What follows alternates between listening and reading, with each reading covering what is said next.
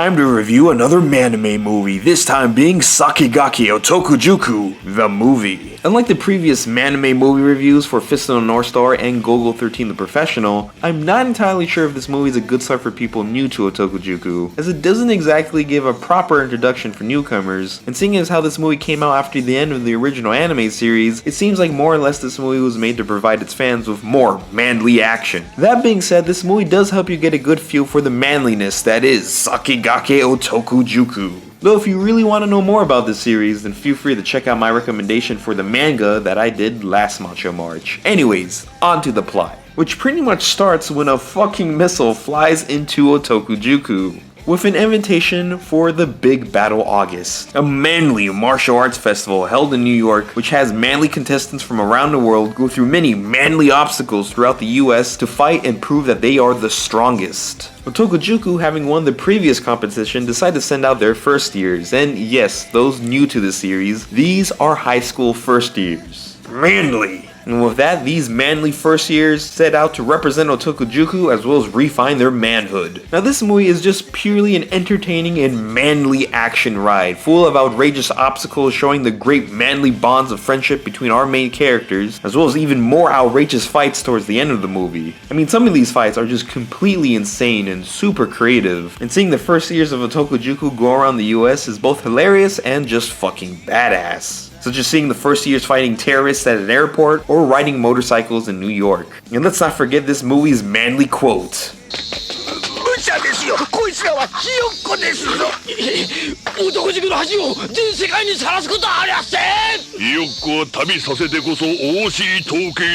Manly. However, as fun as this movie is, it does have two flaws, one of them being a pretty lackluster final fight between the leader of Otokojuku's first years, Momotaro, and the great and manly BJ Bruce.